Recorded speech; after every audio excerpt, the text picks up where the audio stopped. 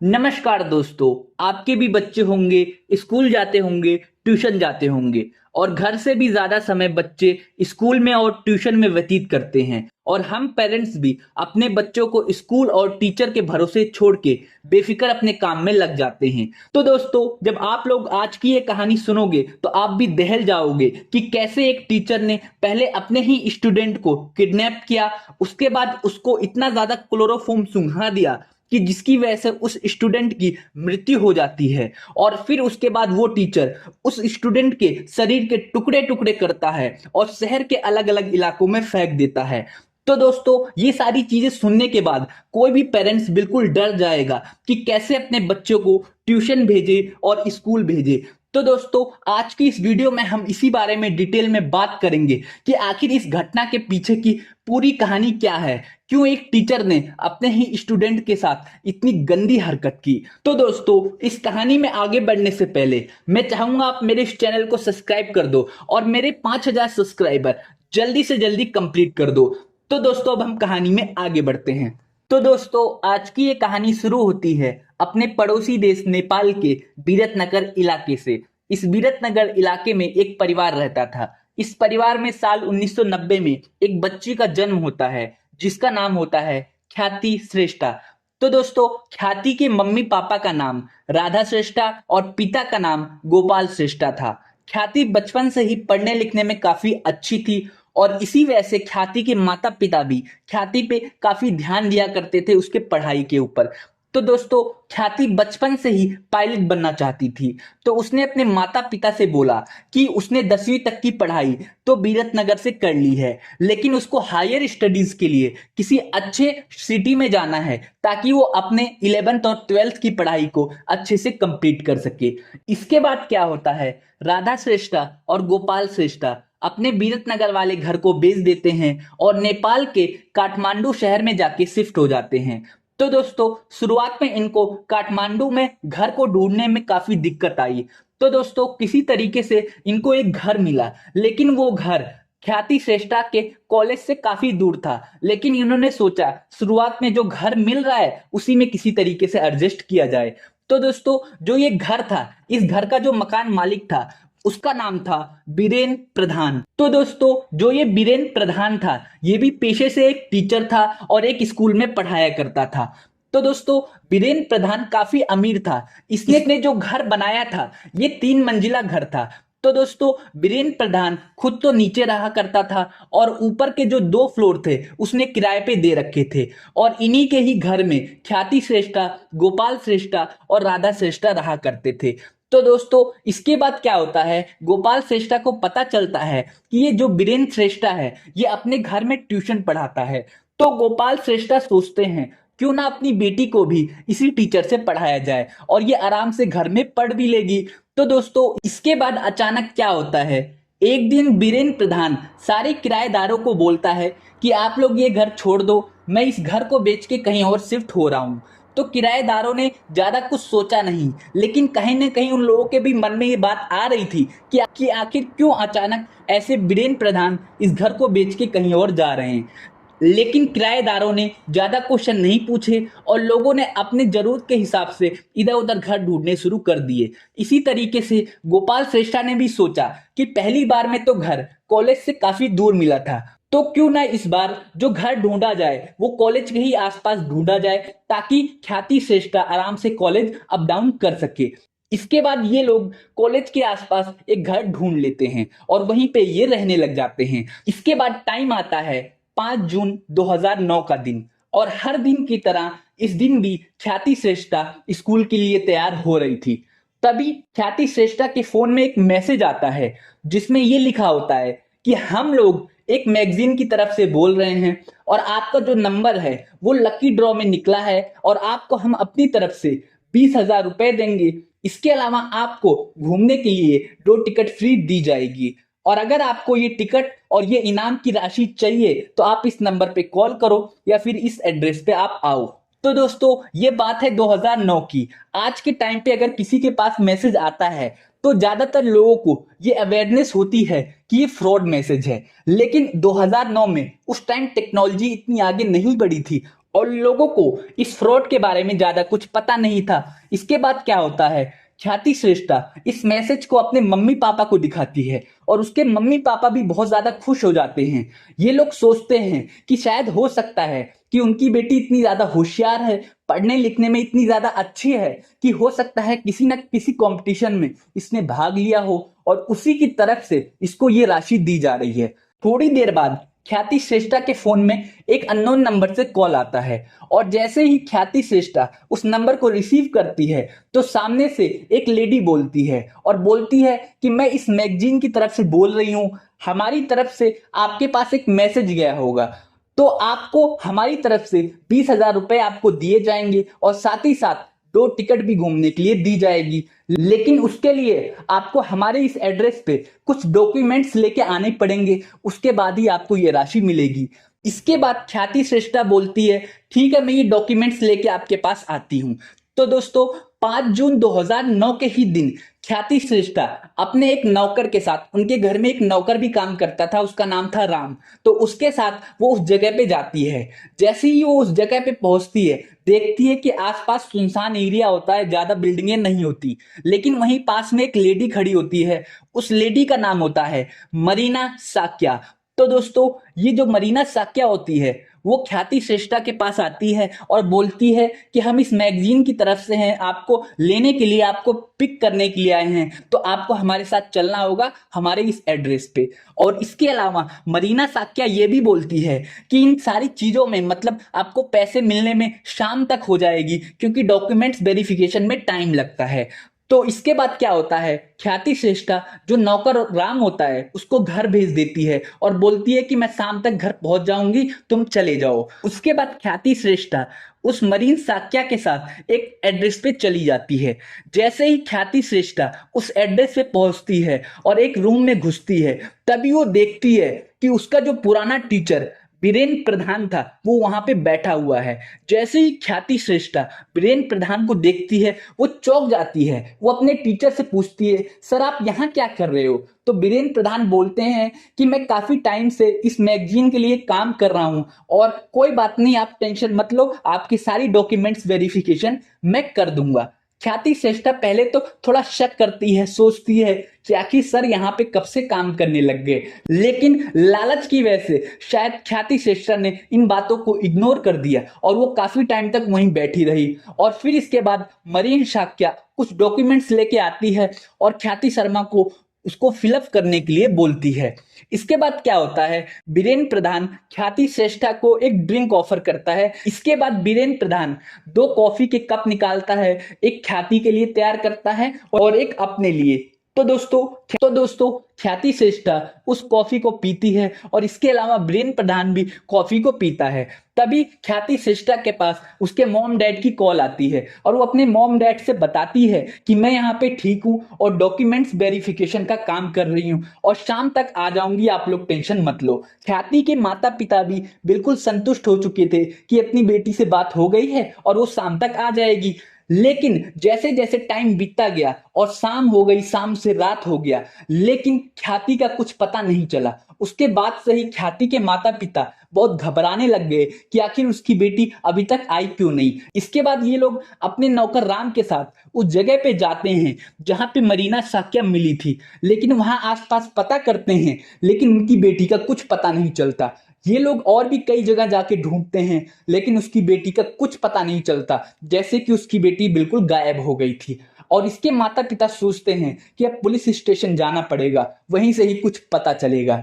लेकिन तभी गोपाल श्रेष्ठा के फोन में एक मैसेज आता है जिसमें लिखा होता है कि आपकी बेटी का किडनैप हो चुका है, अगर आप लोग अपनी बेटी को सही सलामत चाहते हो तो आपको 20 लाख रुपए हमें देने होंगे। जैसे ही ये मैसेज गोपाल श्रेष्ठा पढ़ते हैं वो बिल्कुल डर जाते हैं, दोनों हस्बैंड वाइफ रोने लगते हैं कि उनकी बेटी के साथ ये क्या हो गया।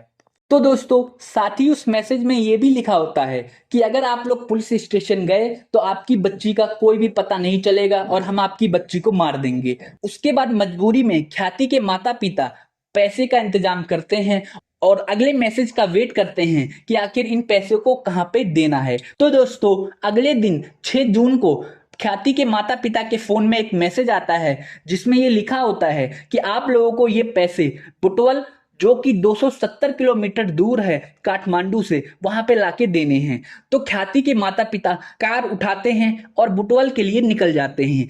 तो दोस्तों, इस कार के अंदर ख्याति के माता पिता और नौकर राम, ये 3 लोग होते हैं।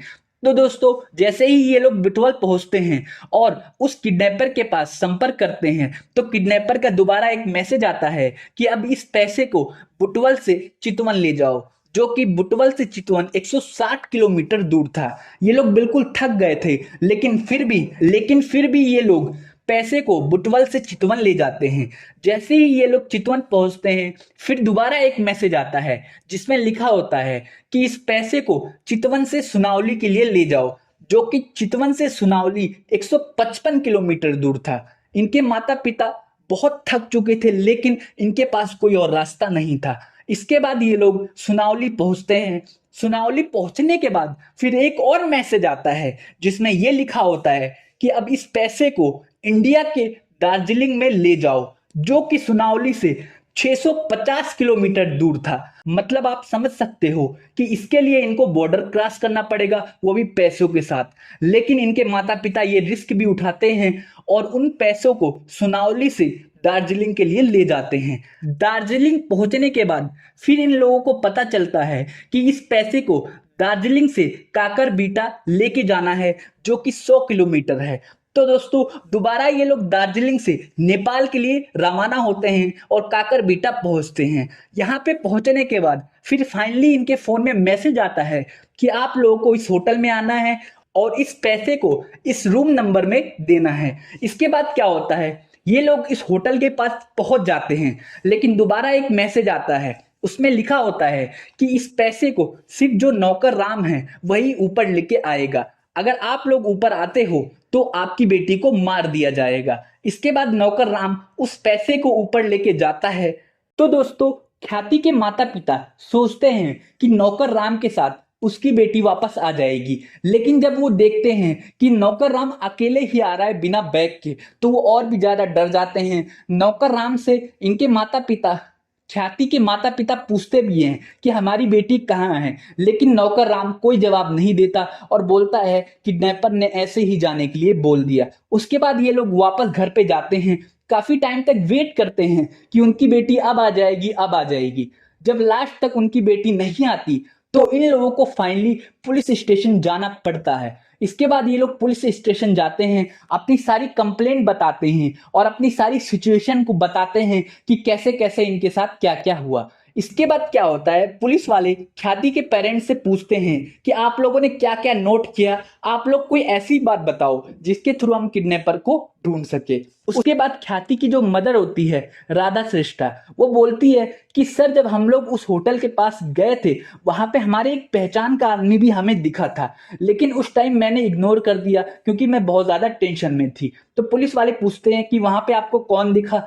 तो ख्याति श्रेष्ठा की मां जवाब देती है कि वहां पे जो ख्याति का टीचर है बीरेन्द्र प्रधान, वो घूम रहा था, लेकिन उस टाइम हमने इग्नोर कर दिया। और इसके अलावा बीरेन्द्र प्रधान हमारा पहले का मकान मालिक भी रह चुका है। उसके बाद क्या होता है, पुलिस जांच में जुट जाती है और बीरेन्द्र प्रधान के बारे में पता लगाना शुरू कर देती है। काफी जगह ढूंढा जाता है, लेकिन बीरेन्द्र प्रधान का कुछ पता नहीं चलता। लेकिन कुछ चीजें उसके बारे में बाहर निकल के आती हैं कि जैसे कि बीरेन्द्र प्रधान नेपाल से नहीं था, वो वेस्ट बंगाल के दार्जिलिंग से बिलोंग करता था और 1985 में बीरेन्द्र प्रधान नेपाल आया था और नेपाल में आगे ही बस गया। तो दोस्तों, इसके अलावा पुलिस की तरफ से बीरेन्द्र प्रधान के लिए एक नोटिस भी जारी कर दिया गया था। तो दोस्तों, काफी टाइम तक पुलिस ढूंढती है, पता लगाती है और एक दिन बीरेन्द्र प्रधान का पता चल जाता है और पुलिस बीरेन्द्र प्रधान को गिरफ्तार कर लेती है और पूछताछ करती है कि क्या तुम ख्याति श्रेष्ठा को जानते हो। तो पहले तो बीरेन्द्र प्रधान मना करता है कि मैं किसी ख्याति को नहीं जानता या मैंने ख्याति के साथ कोई गड़बड़ी नहीं करी है, लेकिन पुलिस अपने तरीके से पूछताछ करती है। फिर बीरेन्द्र प्रधान सारी चीजें धीरे धीरे कबूलने लग जाता है और बीरेन्द्र प्रधान बोलता है कि हाँ, मैंने उसको किडनैप किया। और पुलिस वाले पूछते हैं कि तुमने इतनी छोटी बच्ची के साथ ऐसा काम क्यों किया। तो बीरेन प्रधान अपनी कहानी बताता है कि वो काफी अमीर हुआ करता था, लेकिन एक दिन उसको जुए की लत लग जाती है, जिसकी वजह से वो काफी पैसे हार जाता है और धीरे धीरे करके जुए की वजह से उसके ऊपर इतना कर्जा बढ़ जाता है कि उसको अपना घर भी बेचना पड़ जाता है और इस वजह से वो अपना घर बेच देता है। लेकिन घर बेचने के बाद भी उसके सर का जो कर्जा था वो उतरने का नाम नहीं ले रहा था। तो एक बार क्या होता है कि बीरेन प्रधान कहीं पे घूम रहा था, तभी उसको पता चलता है कि जो उसके पुराने किराएदार मतलब गोपाल श्रेष्ठा वो इस जगह पे रहते हैं। तो बीरेन प्रधान सोचता है क्यों ना उनके घर जाके उनसे कुछ पैसे मांगे जाए उधार। तो बीरेन प्रधान गोपाल श्रेष्ठा के यहाँ जाता है। उसके बाद काफी लंबी बातचीत होती है और इसी बीच ख्याति श्रेष्ठा की माँ राधा श्रेष्ठा एक गलती कर देती है। वो ख्याति श्रेष्ठा के सपने के बारे में बता देती है कि मेरी बेटी पायलट बनना चाहती है और हम लोगों ने इसके लिए कुछ पैसे इकट्ठे किए हैं ताकि ये बाहर देश जाके पढ़ाई कर सके। जैसे ही बीरेन प्रधान इस बात को सुनता है वो सोचता है क्यों ना उधार मांगने की जगह इनकी बेटी को किडनैप किया जाए और वो पैसे मांगे जाए जो इन्होंने अपनी बेटी के लिए जमा किए हैं। इसके बाद से ही बीरेन प्रधान ख्याति श्रेष्ठा को किडनैप करने की तैयारी करने लग जाता है। और इसके बाद क्या होता है तो दोस्तों जो मरीना साक्या थी वो बीरेन श्रेष्ठा की एक स्टूडेंट थी और इन दोनों के बीच काफी नजदीकियां थी, जिसके वजह से मरीना साक्या इस बात के लिए मान जाती है कि वो ख्याति श्रेष्ठा को किडनैप करने में उसका साथ देगी। तो दोस्तों इस तरीके से ये लोग ख्याति श्रेष्ठा के पास एक मैसेज भेजते हैं। इसके बाद ख्याति श्रेष्ठा को किडनैप किया जाता है। तो दोस्तों अब हम ये बात करते हैं कि आखिर कैसे ख्याति श्रेष्ठा की मृत्यु हो जाती है। तो दोस्तों जब बीरेन प्रधान ख्याति श्रेष्ठा को कॉफी पिलाता है तो उसमें नींद की गोली डाल देता है। तो ख्याति श्रेष्ठा थोड़ी देर के लिए बेहोश हो जाती है, लेकिन उस टाइम तक बीरेन प्रधान का काम कंप्लीट नहीं हो पाता या फिर वो फिरौती के लिए कॉल नहीं कर पाता। तभी ख्याति श्रेष्ठा उठ जाती है। इसके बाद बीरेन श्रेष्ठा क्या करता है, क्लोरोफॉर्म की एक बोतल लेता है, उसको रुमाल पे लेता है और ख्याति श्रेष्ठा के मुंह पे लगा देता है। लेकिन गलती से वो क्लोरोफॉर्म इतना ज्यादा हो जाता है कि उसी टाइम ख्याति श्रेष्ठा की मृत्यु हो जाती है। और ये देखते ही बीरेन प्रधान बहुत ज्यादा घबरा जाता है और वो सोचता है कि अब इसको अच्छे तरीके से मार दिया जाए और इसके शरीर के टुकड़े करके शहर के अलग अलग इलाकों में फेंक दिया जाए ताकि इसका पता कभी ना चल सके। इसके बाद बीरेन प्रधान एक रॉड लेता है और ख्याति श्रेष्ठा के सर पे कई बार वार करता है, उसके शरीर के टुकड़े करता है और उसको अलग अलग बॉक्स में डाल देता है और शहर के अलग अलग इलाकों में फेंक देता है। इसके बाद पुलिस क्या करती है, बीरेन प्रधान से पूछती है कि आखिर उसने वो बॉक्स कहाँ कहाँ फेंके हैं। इसके बाद पुलिस उन जगहों पे जाती है और अलग अलग बॉक्सों को कलेक्ट करती है और देखती है कि उसके अंदर ख्याति श्रेष्ठा के बॉडी के टुकड़े हैं। जैसे ही ये बात ख्याति के माता पिता को पता चलती है वो बहुत रोते हैं, बोलते हैं इसमें हमारी बेटी की क्या गलती थी, हमारी बेटी कुछ बनना चाहती थी लेकिन तुम्हारे लालच की वजह से आज हमने अपनी बेटी खो दी। इसके बाद जैसे ही ये खबर पूरे नेपाल में फैलती है, नेपाल के लोग बहुत ज्यादा गुस्सा करने लग जाते हैं, प्रोटेस्ट करने लग जाते हैं और ये मांग करते हैं कि बीरेन प्रधान और मरीना साक्या को फांसी की सजा सुनाई जाए। इसके बाद क्या होता है, कोर्ट में काफी टाइम तक केस चलता है और 19 नवंबर 2009 के दिन जो बीरेन प्रधान है उसको 39 साल की जेल की सजा सुनाई जाती है और मरीना साक्या को 20 साल की सजा सुनाई जाती है। तो दोस्तों मरीना साक्या की उस टाइम एज 16 साल की थी, इसलिए उसको अलग जेल में भेजा जाता है। तो दोस्तों इस तरीके से एक टीचर के लालच की वजह से एक माँ बाप ने अपनी इकलौती बेटी को खो दिया। तो दोस्तों उम्मीद करता हूं आपको इस कहानी से कोई ना कोई सीख मिली होगी और जाने से पहले मैं चाहूंगा आप मेरे इस चैनल को सब्सक्राइब कर दो और मुझे मोटिवेट करो ताकि मैं आप लोगों के लिए और भी अच्छी और बेहतरीन वीडियो बना सकूं और जल्दी से जल्दी मेरे 5000 सब्सक्राइबर कंप्लीट कर दो।